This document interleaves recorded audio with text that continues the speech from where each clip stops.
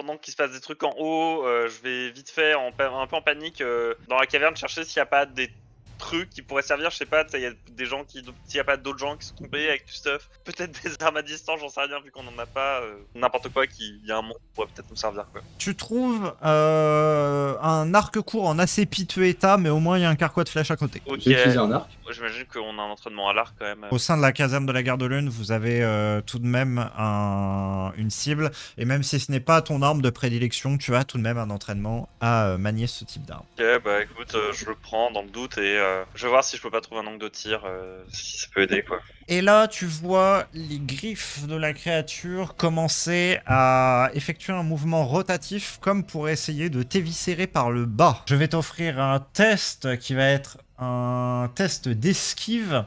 Celui-ci va être sur une valeur de difficulté de 25. Et là, tu parviens d'extrême justesse à éviter les griffes qui t'auraient autrement éventré. Celles-ci vont simplement te laisser une sale balafre au niveau du ventre. Tu vas perdre 3 points de constitution. Le coup t'emplit d'un profond malaise. Tu ressens une douleur irradiée depuis l'endroit où tu as été blessé. Irradiée, pas dans le sens d'une simple blessure. Et moi qui commençais à effacer, mon Ella est morte. Titube légèrement, tu recules d'un pas, tu sens quelques pierres se dérober sous toi, tu n'es pas encore en train de tomber, mais tu n'en es pas loin. Qu'est-ce que tu fais? Il y a un autre pilier dans les parages? Derrière toi, celui qui est juste un tout petit peu en hauteur. Plus haut? Celui qui m'arrange pas, quoi.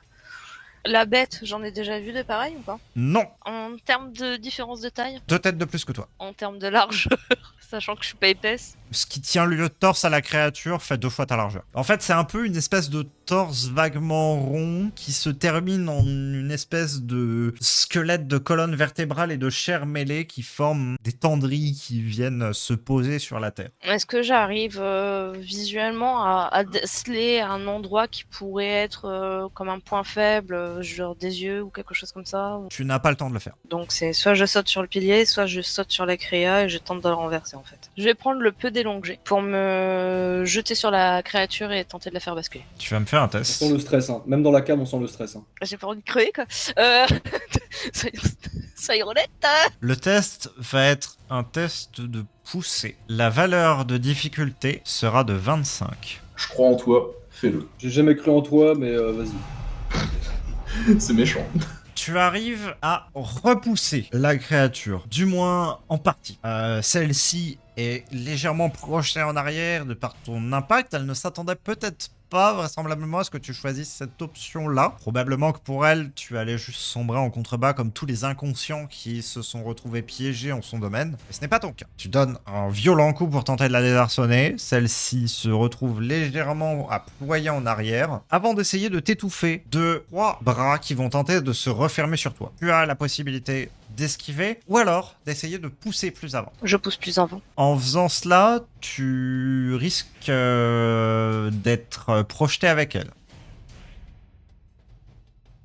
Je sais. Tu vas me faire un test, encore une fois, de pousser sur une valeur de difficulté de 15 cette fois-ci. Les bras se replient autour de toi tandis que tu puises dans les forces que tu as et dans le peu de prise que tu as au niveau de tes pieds pour accentuer la poussée que tu places. Un peu, tu viens complètement la désarçonner. Le fait qu'il n'y ait qu'un seul pas, qu'un seul pied, un seul tronc, ne l'aide pas à se maintenir en place de ce côté-là. Et tu sens dans un horrible instant que tout est en train de basculer. Vous faites un tour sur vous-même dans les airs. Un deuxième. Tu vas me faire un test de résistance. La valeur de difficulté de ce test va être de 25. Ça sent le décès.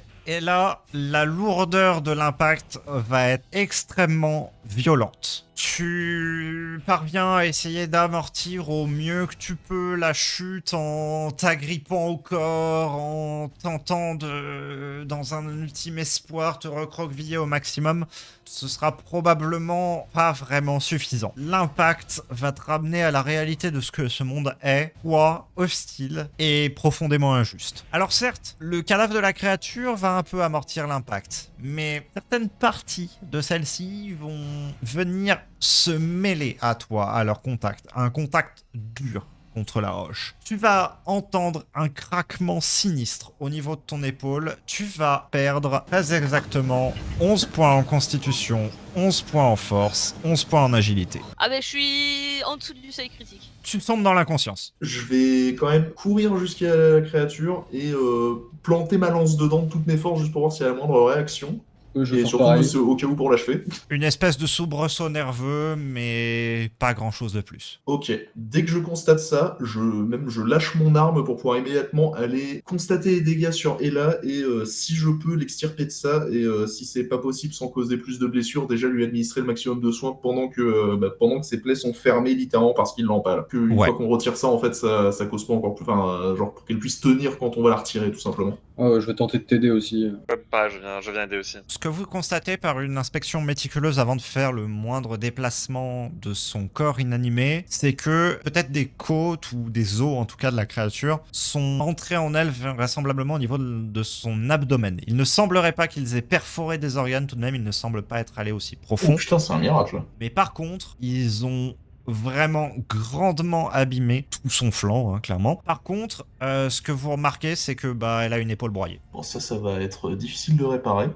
Et en gros, oui, il y a tout un côté, il y a tout un côté de Ella qui est cassé, quoi. Est-ce que, alors l'épaule broyée pour le coup, est-ce qu'il y a eu des fractures ouvertes? Visiblement non. Ok, mais par contre, Il y a beaucoup de déchirures, de sang qui s'en écoule, mais il n'y a pas d'os visible. je vais rapidement sortir un bout de papier et je vais juste noter assez faiblement brancard avant de le montrer aux deux autres, en fait, tout simplement. Parce que là, de toute façon, il faut éviter les moindres mouvements.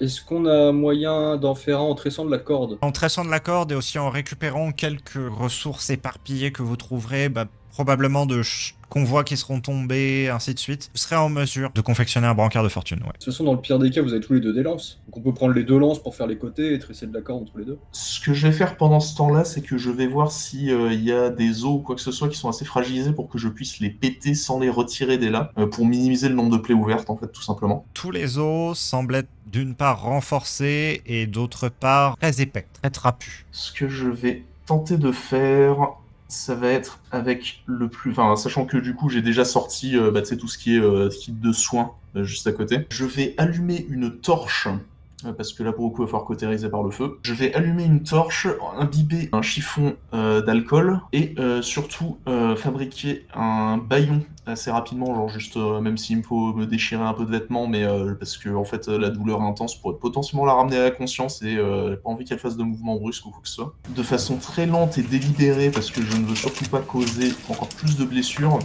commencer à extraire Ella de sa situation. Tout simplement de façon à ce qu'elle n'ait plus tous les trucs plantés dedans, ce genre de choses. Tu parviens à faire, c'est effectivement à l'extraire et très rapidement à simplement stopper l'hémorragie que cela va déclencher. En revanche, ce que tu remarqueras, c'est que déjà il y a des traces noires à l'endroit où la griffure avait eu lieu et la chair est devenue, comment dirais-je, violacée, bulbeuse aux endroits où les plaies ont été en contact avec la créature. Ok, est-ce que ça a l'air de se répandre, le coup du violacé, ou est-ce que c'est plus une infection de surface? Ça a l'air d'être à la fois de surface mais également profond parce que elle a été en contact tout de même assez profondément avec les os et les chairs de la créature. Donc en fait c'est dans toute la profondeur de la plaie. Mais ça a pas l'air de se répandre d'instant en instant. Ça me dit quelque chose, un effet comme ça? Je vais t'autoriser un test connaissance sur une valeur de difficulté de 15 pour voir si tu arrives à recoller cela. Dans le pire des cas, dès qu'elle est séparée de la créature, ce que je vais essayer de faire, c'est de faire une dissection rapide, histoire de trouver, voir s'il y a des glandes de venin, un truc comme ça. Bah ça me dit rien. Et l'Aéris, effectivement, c'est quelque chose qui te dit strictement rien. Tu fouilles dans tes connaissances. La chose peut-être la plus approchée qui te vient, c'est des rencontres avec des espèces de créatures qui auraient une peau légèrement venimeuse. Pas plus de choses que cela. Pour ta part, Lixen, pour le moment, tu es concentré sur comment est-ce que je fais pour arrêter le saignement et du coup, la question pourra te la poser qu'un peu plus à repos, entre guillemets, une fois que la situation sera moins critique. Et là, surtout que ça pose un autre souci. De toute façon, si je cautérise par le feu, là, elle est condamnée. parce que je peux pas laisser de la chair infectée en fait dans un truc qui sera refermé définitivement. Ça signifie que je vais devoir suturer. On a du matériel de couture, hein. Mais surtout que ça va prendre beaucoup plus de temps. Est-ce qu'elle a des blessures sur jambes ou bras? Quelque chose où je pourrais faire un garrot facile déjà pour arrêter le saignement, que je puisse me concentrer sur les autres trucs. Bras, oui, celui dont l'épaule est complètement brisée, il est couvert de blessures. Garrot au niveau du haut de l'épaule, là de toute façon ça va lui faire mal, mais il faut qu'on arrête le saignement ici le plus rapidement possible. Ça va être fait. Et ensuite, je vais me concentrer avec une aiguille sur recoudre les endroits où ça a été contaminé en fait. Tandis que tu fais cela, Quilla, tu commences assez méticuleusement disséquer le corps de l'horreur qui a été descendu depuis ce pilier de roche. Ce que tu remarques, c'est que elle a quand même bien encaissé la chute d'Ella, concrètement. S'il n'y avait pas eu ça, il n'y avait pas de doute à se faire que ce que vous auriez récupéré, c'est probablement une crêpe en bas des rochers. Tu remarques pas spécialement la présence de glandes à poison, de glandes à venin, ce genre de choses. En revanche, parce que c'est des structures que tu as l'habitude de retrouver au sein de corps, donc du coup tu saurais à peu près où les localiser. En revanche, ce que tu remarques pendant que tu es en train de manipuler ça, c'est qu'il y a une espèce de jus qui s'écoule, un peu comme une espèce de lymphe, mais qui a une teinte, cette même teinte violacée justement qu'on retrouvera au niveau des blessures. Est-ce qu'on a genre fiole ou truc comme ça? Ouais. Je vais en récupérer un petit peu, possiblement si elle est encore en vie, une fois qu'on l'a ramenée en ville, qu'il y a encore ça, possiblement quelqu'un saura ce que c'est. De ton côté, et là, de par la violence de ce que tu es en train de vivre, tu vas me reperdre 5 points en force. Juste, je reste à disposition de Lixen, surtout, Ouais. je reste à côté en soutien s'il y a besoin.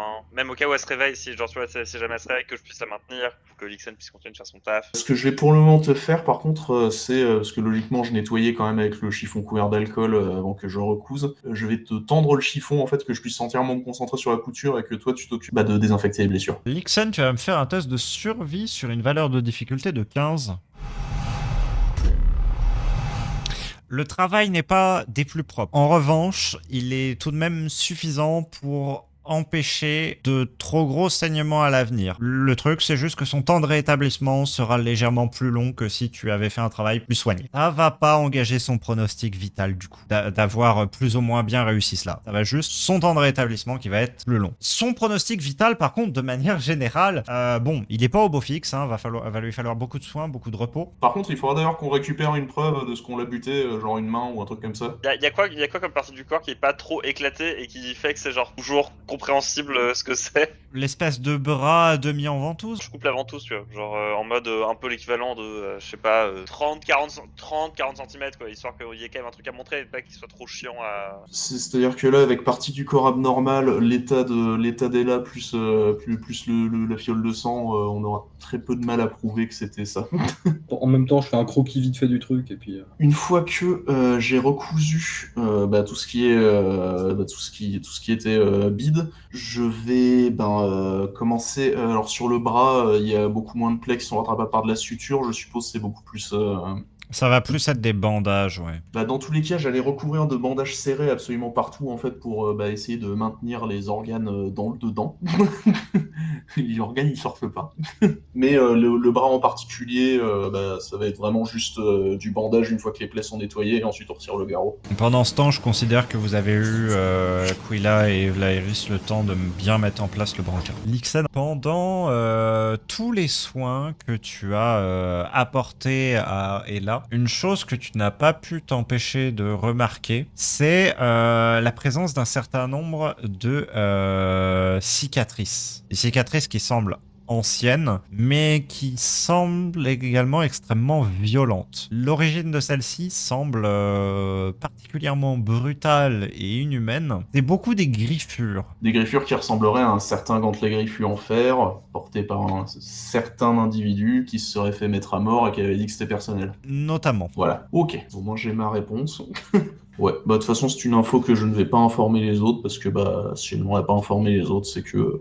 La faim vous tenaille, tandis que Lixen, tu t'appliques au maximum à recouvrir les plaies empêcher celle-ci de bien s'envenimer, s'épancher de tout leur sang. Péniblement, ensuite, après de longs efforts, vous arrivez à la placer sur le brancard de fortune que vous avez confectionné. Le plus difficile étant de ne pas la bouger, en fait, pendant que vous faites cela. Enfin, la bouger au minimum, vraiment, pour éviter toute blessure, enfin, toute détérioration complémentaire de blessures au niveau de l'épaule, au niveau du bras, possiblement aussi au niveau de l'omoplate, parce qu'elle a forcément également pris dans l'opération. Est-ce que vous faites des dernières choses dans la caverne avant de partir, ou est-ce que votre priorité, ça va être de quitter cet endroit et d'essayer de trouver un endroit plus sûr pour Ella et pour vous-même? C'est dans ce bar. Ouais, non, là, on se tire. On n'est juste- pas très éloigné. Enfin, on n'a pas fait beaucoup de chemin. Non, bah, on avait fait... ouais,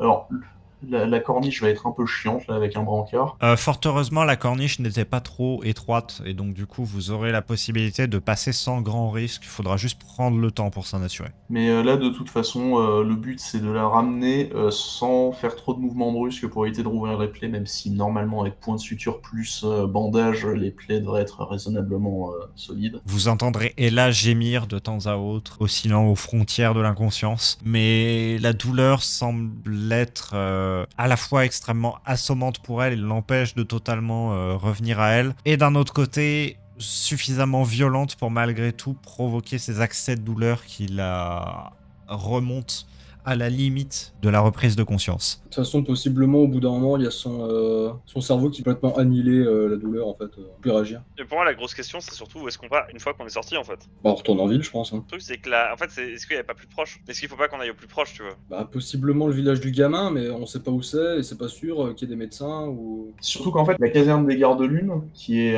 une journée, on aura accès à un apothicaire. Oui, c'est sûr. Mais par contre, le truc, c'est que c'est à une journée. Vaut mieux avoir un apothicaire qu'on sait qu'il est là et surtout en fait qu'on sait qu'il a les substances nécessaires pour corriger la plupart des trucs. Parce que c'est aussi ça le truc, c'est que s'il y a un apothicaire là-bas, ça va être un apothicaire genre je soigne le bétail quand il a un petit peu la grippe. Pour moi, ça dépend de la situation. C'est pour moi, il faut qu'on estime la situation. Quand on sort, on se pose la question de est-ce quelqu'un un jour ou pas, tu vois. Oui, ça par contre. Je pense que si on passe par le chemin, qu'on marche un peu vite avec le brancard et qu'on prend pas de pause, on peut arriver relativement vite, et s'il y en a un, parce qu'on a besoin que d'être deux pour tenir le brancard, si le troisième surveille son état, ça devrait être ok. Avec un brancard, on n'ira jamais vite, en fait. Oui, non, mais je te parle marcher relativement vite. Ce qu'on peut faire, c'est bouffer sur notre temps de repos et genre juste, en fait, là, on mange un coup avant de partir et ensuite on fait juste une ligne droite sans vraiment de repos. Quoi. Pour moi, il y a deux questions qu'il faut qu'on se pose. C'est est-ce que ce qui a infecté ses chairs, c'est un truc qui est contagieux? Déjà, ça, c'est un truc important à se poser comme question. Parce qu'en vrai, on sait pas. Et l'autre truc aussi, dans son état, combien de temps elle a avant de canner si elle reçoit pas de soins? Combien de temps est-ce qu'on mettrait pour atteindre le village, en fait? Pour ce qui est de la contagion, très logiquement, là par contre, je peux y répondre logiquement avec mon personnage qui est plutôt médecin. Ça a été causé par un mucus à l'intérieur de la bestiole, donc ça sera contagieux qu'au toucher si ça l'est. Ixen, toi qui as été penché sur les blessures pendant un temps, ce que tu peux estimer, c'est que son espérance de survie égale à peine une journée. Si vous forcez le rythme, vous pouvez retourner vers simplement la ville d'Ostan en un peu moins d'une journée. Le timing va être serré, elle va être aux portes de la mort, mais c'est jouable. Faut pas qu'on en merde sur le chemin, quoi. Faut pas qu'on ait d'imprévu. Je pense que ça se tente, hein. Si vous êtes toutes les deux plutôt pour le tenter, bah go. Moi dans ma tête c'est je suis pas sûr que ce soit la meilleure idée, mais si les deux autres sont d'accord, pense ça, je vais pas débattre. Et de toute façon en fait on n'a pas un moment, on a le temps de débattre. Ouais. Faut juste prendre une décision. Je préfère tenter une erreur de timing plutôt que avoir une chance sur deux de la condamner si Surtout on pas va qu'il y a personne. C'est ça. En marchant, vous forcez le pas autant qu'il est possible de le faire sans bien simplement chahuter le brancard sur laquelle Ella gémit de temps à autre. L'esprit vraisemblablement totalement enfiévré par la douleur, son expression se détériore au fur et à mesure des centaines et des centaines de pas que vous avez à parcourir pour retourner jusqu'à Ostan. Vous forcez la marche alors que la nuit commence à tomber sur la forêt que vous êtes en train de traverser. À chaque fois, vous vous relayez, il y a deux personnes qui tiennent le brancard et une troisième personne qui tient une torche pour fournir un petit halo de lumière pour savoir où vous allez et que vous ne vous preniez pas des pieds dans les branches ou que vous ne mangiez simplement pas un arbre. Et également pour essayer de faire fuir des potentielles menaces. Vraisemblablement, cela a son effet. Épuisés toutes les trois, vous arriverez à amener le corps d'Ella encore en vie au sein d'Ostan. Vous réussirez à farfouiller au sein des quartiers moyens, à réveiller un herboriste, puis un autre, puis un troisième, et vous courrez au sein de la Garde Lune pour trouver les personnes les plus compétentes, des personnes qui vont se masser au chevet d'Ella et faire tout leur possible pour stabiliser son état qui est en très forte détérioration. Ella, qui actuellement est réellement aux portes de la mort, mais pour qui tout de même tout ce qui peut être entrepris va l'être et permettra peut-être de stabiliser son état suffisamment pour que la blessure qu'elle a subie ne lui soit pas finalement fatale. Sa survie est incertaine lorsque vous la laissez aux mains des médecins les plus qualifiés de cette ville. Ce que vous pourrez vous dire en allant vous reposer alors que vous serez exténué, c'est que vous aurez tenté le maximum. Il n'y a rien de plus que vous puissiez faire, bien que cela blesse tout de même de ne pas pouvoir faire quoi que ce soit de plus. Il n'y a plus qu'à espérer que ceux qui sont à son chevet sachent ce qu'ils font et le fassent avec diligence. On va faire un petit tour des états mentaux à la suite de tous ces événements qui ont été d'une brutalité affligeante puis d'une fatigue harassante. Et je m'en vais commencer par Lixen tout de même qui a eu bien les mains plongées dans les plaies pendant fort longtemps. Eh ben, je te demanderais presque si Lixen ne peut pas carrément tenter une nuit blanche qui t'a tombé d'épuisement en plein milieu, parce que, enfin, Lixen pour le coup est dans une situation où elle a fait ce qu'elle pouvait, elle peut, enfin, genre elle le laisse au niveau des herboristes, mais ce qu'elle sait aussi, c'est que la substance qui a affecté la chair de Ella, c'est pas quelque chose de commun, et donc de base les herboristes de la ville ont probablement aucune idée de ce que c'est. J'ai la fiole, hein. Voilà. Mais par contre, c'est possible qu'il y ait genre un bouquin, genre vraiment, mais tu sais, le petit extrait de merde d'un bouquin ou quoi que ce soit dans la bibliothèque de la Garde Lune qui puisse potentiellement en parler. Et donc en fait, tant qu'elle aura pas absolument épluché tous les bouquins qu'elle pouvait, elle se sentira pas d'avoir fait le maximum. Et donc je te demanderais si c'est possible que justement elle tente vraiment la nuit blanche, mais genre aux portes de l'épuisement, à vraiment tenter de lire tous les bouquins de bestiaires qui parlent très notamment les rejetons de l'âge de la formation ou ce genre de choses, qui sont des bestiaires donc très obscurs, mais juste pour essayer de trouver quelque chose en fait. Très bien, tu vas avoir le droit à une information, je ne te fais pas faire de test là-dessus.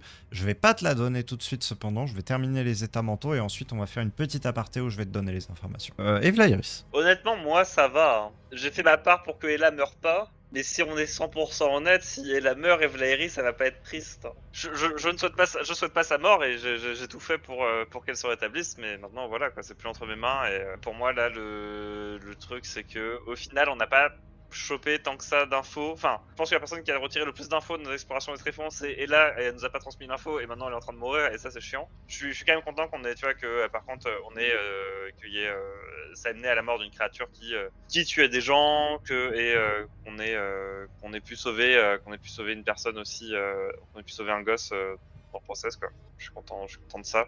Moi je suis content. Moi je suis content. Je suis un peu déçu de ne pas avoir pu sauver plus de monde, mais au moins ce qu'on a fait aujourd'hui, je suis contente parce que ça va sauver des vies. Maintenant, moi, dans ma tête, c'est juste qu'est-ce qu'on fait après, quoi. Genre, sur quoi on repart, est-ce que vraiment on retourne dans les tréfonds, mais ça m'a quand même l'air d'être un peu une. Je suis pas sûr que ce soit vraiment notre meilleure piste.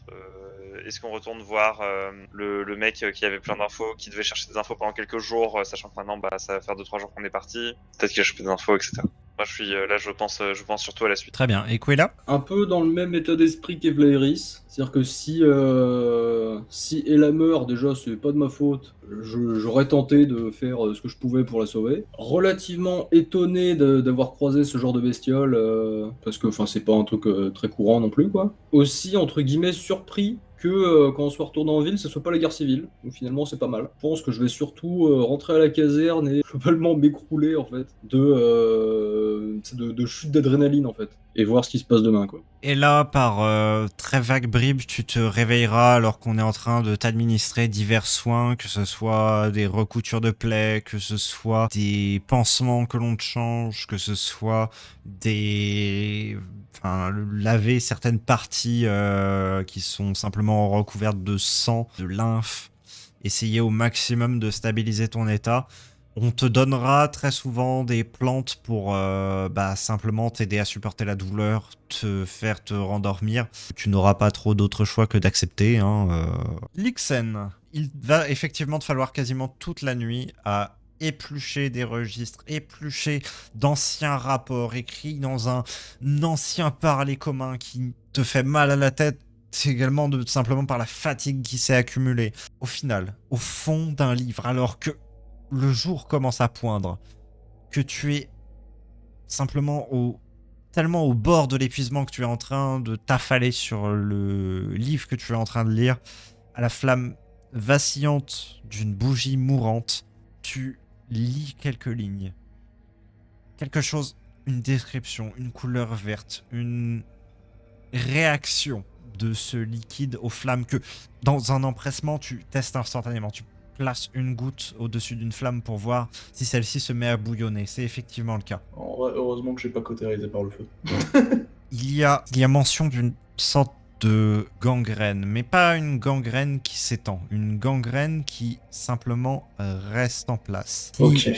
Donne à la chair en ce lieu-là une résistance particulière, mais des désagréments passagers. Ce que tu comprends de par les descriptions éparses et de par la fatigue qui t'écroule complètement et qui t'obscurcit un peu le jugement, c'est que si Ella restera Ella, la traqueuse d'Eridar sans vergogne et sans cœur, d'autres choses pourraient peut-être s'y supplanter si elle n'y fait pas attention. Ouais, d'autant que là, ça va être chiant de faire une ablation de toute la chair infectée. Fort heureusement, ce n'est pas une zone proche du cerveau qui a été touchée. Car le cas qui est décrit dans les pages suivantes, ça a effectivement été son sort. Sa personnalité s'est très rapidement effacée, au profit d'autres choses. Pendant que je suis encore capable de ne serait-ce que aligner deux pensées cohérentes, je vais prendre un bout de parchemin que je vais placer en tant que marque-page, tout simplement, de ce livre, le refermer et tout simplement m'endormir dessus, en fait, genre... Tu t'écrouleras et tu sombreras dans un sommeil sans rêve, mais malgré tout qui ne sera pas trop troublé par en fait le simple fait que du coup tu as trouvé la réponse à cette grosse question. Ce que tu vas pouvoir faire de cette information par la suite, difficile à en dire, mais au moins tu es informé. Bah ouais, de toute façon, ensuite les médecins en seront informés et logiquement ce sera eux qui auront le meilleur jugement, on va dire, face à ça.